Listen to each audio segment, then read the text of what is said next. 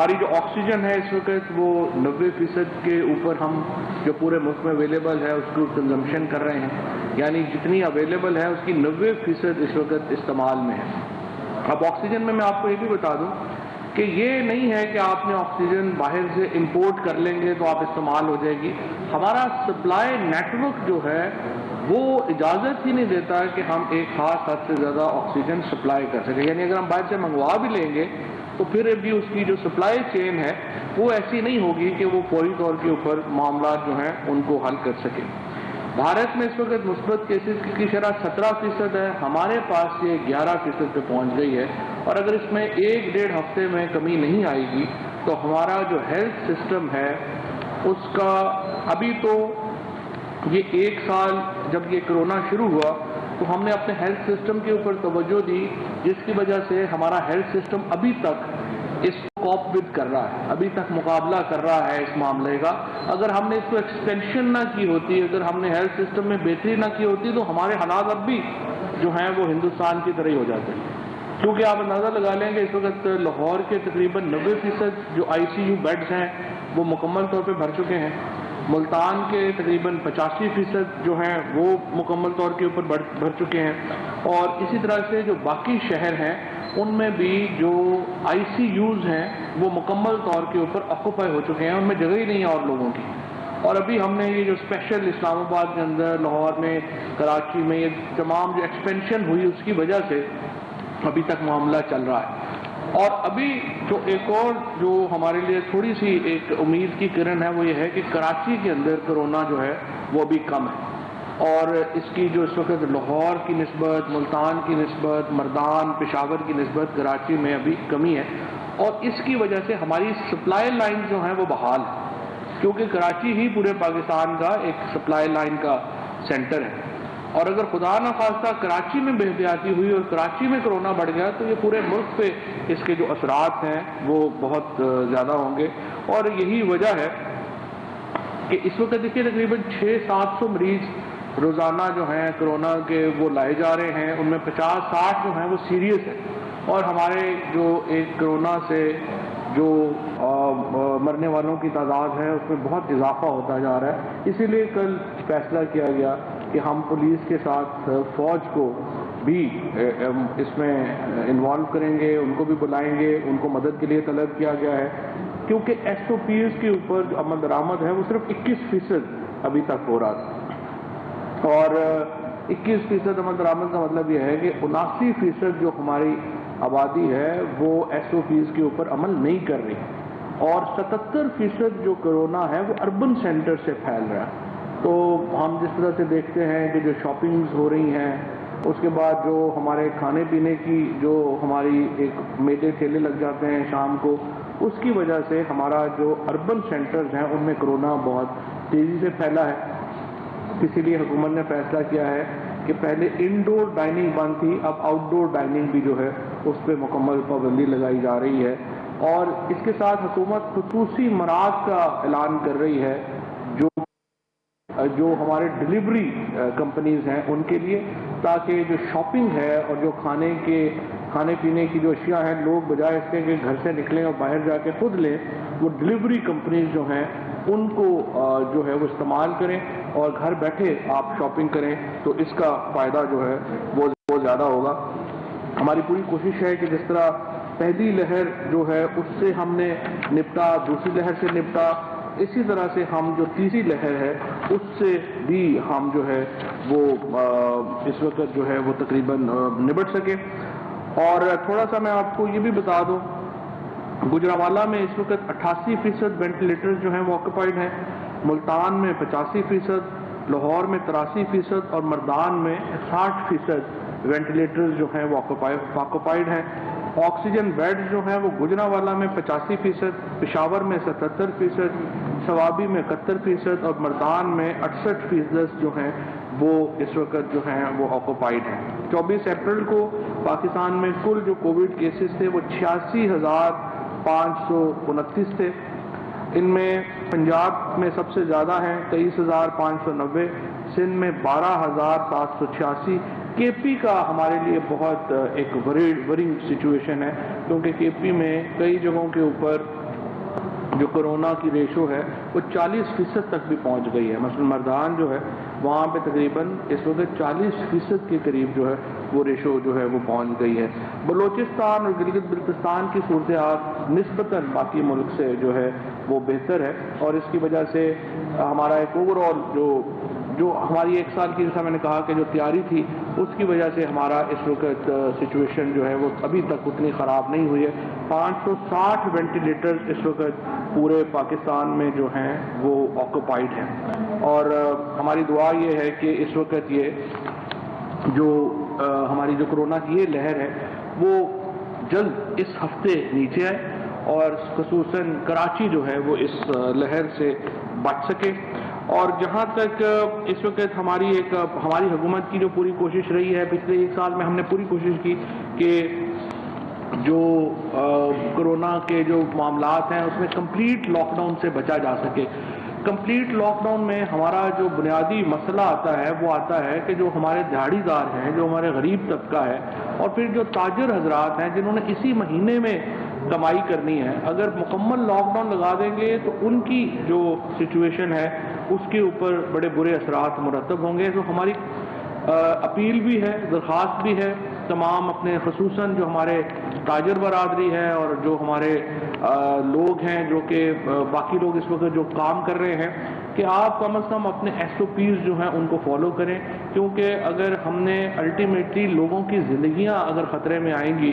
تو پھر یہ معیشت جو ہے ظاہر ہے یہ پیچھے رہ جائے گی، اور لوگوں کی زندگیاں زیادہ اہم جو ہیں وہ ہیں. تو ہمیں اس کے لیے ڈراسٹک اقدامات کرنے پڑیں گے جس میں لاک ڈاؤن بھی شامل ہے. ہم مکمل لاک ڈاؤن کو پرائم منسٹر صاحب نے رجسٹ کیا ہے.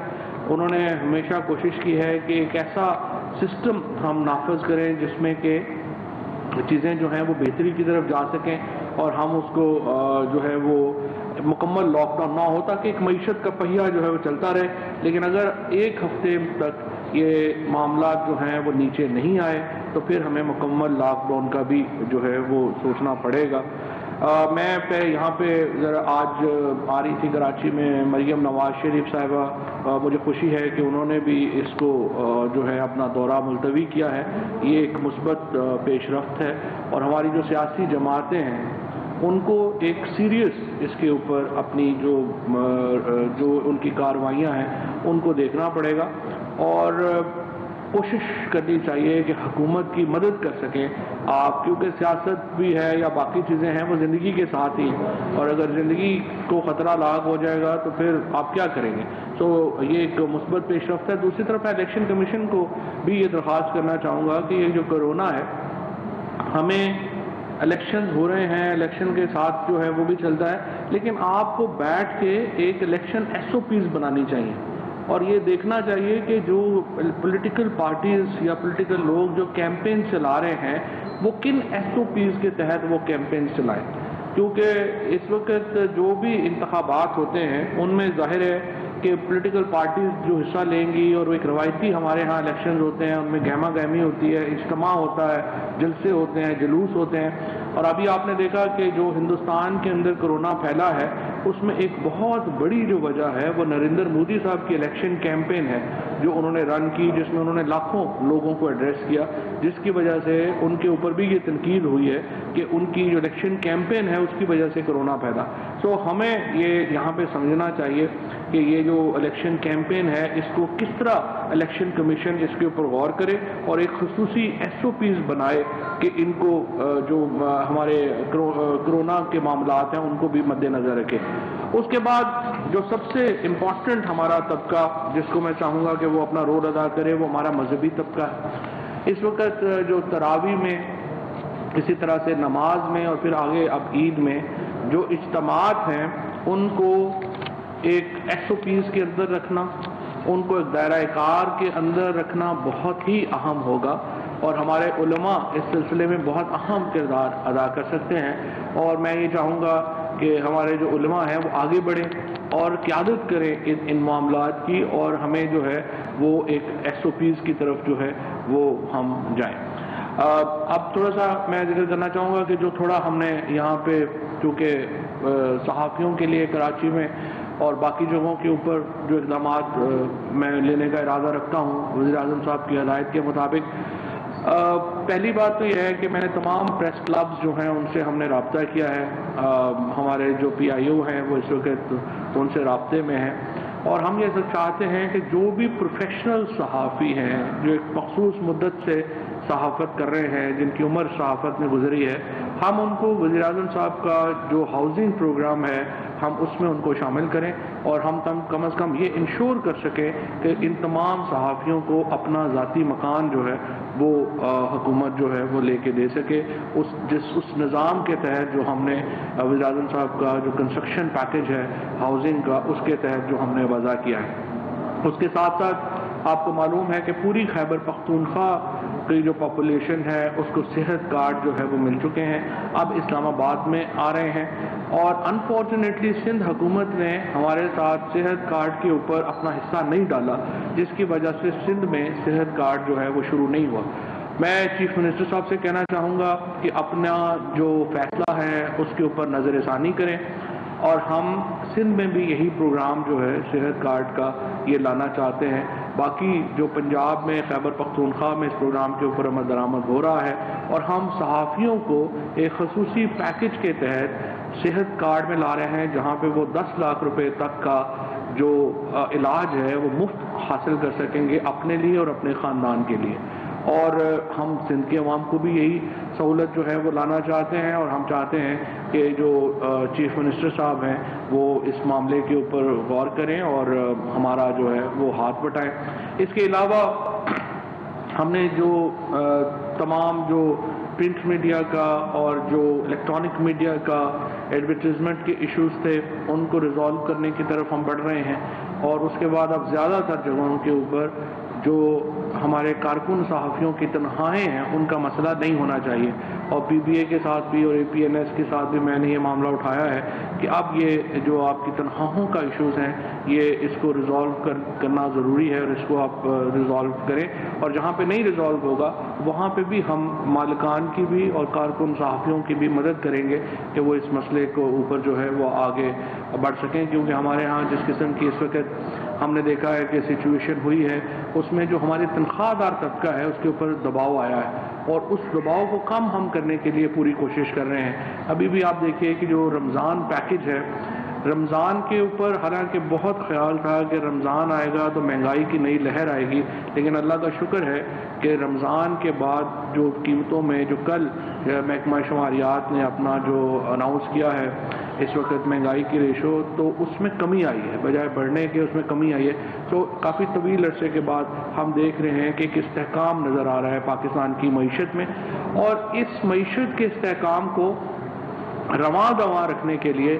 ضروری ہے کہ ہم ایک چیپ پالیٹکس میں نہ پڑیں. چھوٹے ایشوز جو ہیں وہ ہوتے ہیں ان میں ہم نہ پڑیں. فار ایگزامپل جس طریقے سے ہم نے دیکھا کہ یہ جو کالعدم جو تحریک تھی لبیک، اس کے اوپر ہم نے معاملے کو جس طریقے سے سلجھایا، اس کے نتیجے میں ایک طرف سیاسی استحکام واپس آیا ہے، دوسری طرف لوگوں کی جان اور مال کی جو حفاظت ہے وہ ہو سکی ہے، اور ریاست نے اپنے ریٹ کو بھی کمپرومائز نہیں کیا. اپوزیشن پارٹیز کو چاہیے کہ اس کے اوپر کوئی سیاست جو ہے وہ نہ کریں، اور پاکستان کے استحکام کے لیے سنجیدگی سے اس معاملے کے اوپر آگے بڑھیں. اور ہم اس وقت سیاست میں کوئی بہت تلخی جو ہے وہ پاکستان کے مفاد میں نہیں ہے، ہم سیاست میں تلخیوں کو کم کرنا چاہتے ہیں. ہم نے اپنا جو الیکٹورل ریفارمز کا پروسیس جو ہے وہ الیکٹورل اصلاحات کی، انتخابی اصلاحات کی جو ہم نے تجاویز اپنی ہیں وہ اسمبلی میں رکھ دی ہیں. ہم چاہتے ہیں کہ اپوزیشن کو ان انتخابی اصلاحات کو وہ دیکھے، اور اگر وہ ان انتخابی اصلاحات سے مطمئن نہیں ہے تو اپنی انتخابی اصلاحات لے کے آئے. ہم ان کو بھی چلانے کے لیے تیار ہیں، ان کو بھی دیکھنے کے لیے تیار ہیں. پرائم منسٹر صاحب نے اسپیکر صاحب کو خط لکھا، اسپیکر صاحب نے اپوزیشن کو خط